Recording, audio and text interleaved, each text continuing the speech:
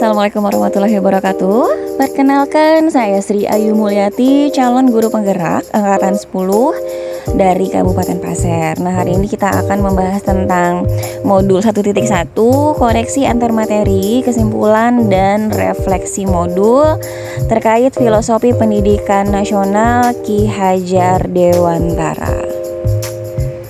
Adapun sistematika refleksi kali ini, yang pertama yang pasti ada terkait tentang simpulan materi, kemudian pemahaman sebelum mempelajari materi, pemahaman setelah mempelajari materi, dan juga tentunya adalah rencana tindak lanjut.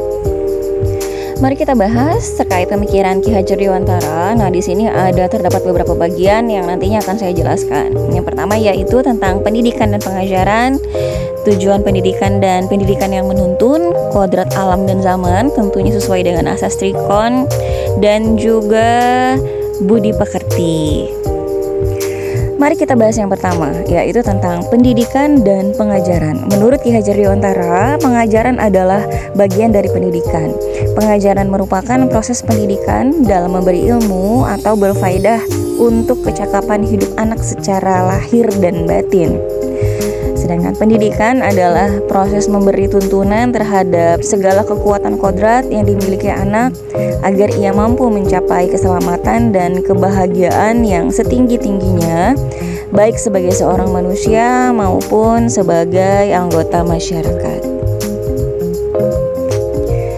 Adapun tujuan pendidikan menurut Ki Hajar Dewantara, menuntun segala kodrat yang ada pada anak-anak agar mereka dapat mencapai keselamatan dan kebahagiaan yang setinggi-tingginya, baik sebagai manusia maupun sebagai anggota masyarakat. Pendidikan yang menuntun. Guru diibaratkan seperti petani atau tukang kebun. Maka dari itu, sebagai petani atau tukang kebun, maka kita harus tahu bibit apa yang kita semai. Ketika kita menyemai bibit jagung, maka tumbuhnya akan menjadi jagung. Ketika kita menyemai bibit padi, maka tumbuhnya pun akan menjadi padi. Tidak mungkin ketika kita menyemai bibit jagung yang tumbuh adalah padi, ataupun sebaliknya ketika kita menyemai bibit padi yang tumbuh adalah jagung. Karena mereka seperti siswa memiliki minat dan bakat yang masing-masing, maka mereka akan tumbuh dengan kodratnya masing-masing pula. Nah, untuk menyiapkan tanaman yang baik, maka tugas petani adalah menyiapkan lahan yang subur, menyirami, menghilangkan hama, memberi pupuk. Maka tugas seorang guru adalah memfasilitasi segala yang dimiliki oleh siswanya agar tumbuh dengan baik sesuai dengan kodratnya masing-masing. Dalam proses menuntun ada 3. Yang pertama yaitu ingarso sung tulodo, artinya di depan memberi contoh.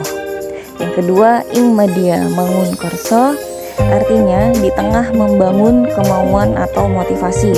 Kemudian yang ketiga yaitu tuturi handayani, artinya di belakang memberi dorongan dan semangat. Begitu juga kita sebagai seorang guru, maka kita harus bisa menuntun peserta didik kita. Kodrat alam dan zaman. Anak bukan tabula rasa. Anak bukanlah kertas kosong yang siap ditulisi apa saja. Namun seorang anak sudah membawa kodratnya ibaratnya kertas. Di kertas itu seorang anak sudah ada tulisan atau coretan yang samar-samar.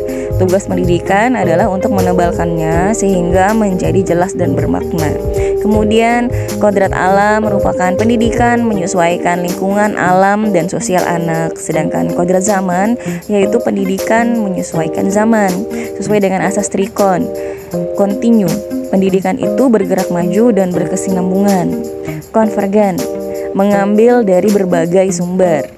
Konsentris, relevan dengan kepribadian bangsa.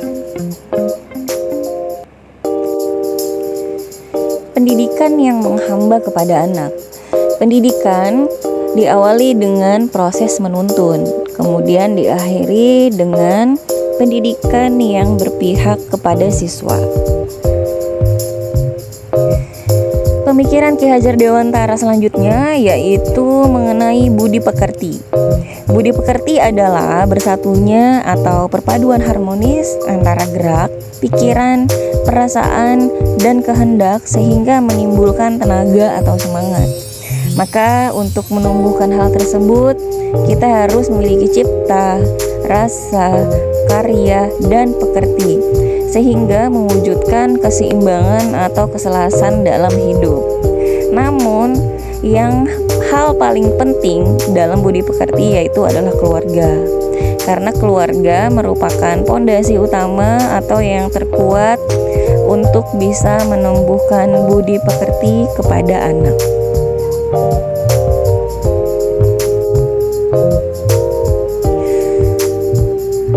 Berikutnya, pemahaman sebelum mempelajari materi. Nah, ini merupakan adalah hal yang saya rasakan sebelum saya mempelajari materi ini, yaitu yang pertama adalah pembelajaran berpusat kepada guru, mengejar ketuntasan materi, menyamakan standar penilaian. Materi cenderung fokus dari buku paket yang tersedia, kurang memperhatikan kemampuan awal dan latar belakang siswa, dan fokus pada hasil bukan pada proses. Berikutnya yaitu pemahaman setelah mempelajari materi ini. Maka yang saya dapatkan yaitu yang pertama adalah pembelajaran yang berpihak kepada anak, bukan mengajarkan tetapi menuntun anak dalam pembelajaran, bukan mengejar materi tetapi lebih fokus kepada kebutuhan siswa. Sumber belajar itu tidak hanya dari buku tetapi dari berbagai sumber sesuai asas konvergen, dan juga proses itu lebih penting daripada hasil. Rencana tindak lanjut, maka yang akan saya lakukan yaitu melaksanakan pembelajaran yang berpihak kepada siswa. Misalnya dengan merancang pembelajaran yang menarik, bisa menggunakan ice breaking, metode interaktif, dan lain-lain. Menyediakan media pembelajaran yang beragam dan mengakomodasi segala kebutuhan siswa. Pembelajaran yang dilakukan pun yang bisa membuat siswa menjadi aktif. Menerapkan sistem AMONG dalam pembelajaran, memperhatikan aspek psikologi, latar belakang siswa dan kemampuan awalnya, melaksanakan penilaian yang beragam yang mengakomodasi minat, bakat, dan keberagaman siswa.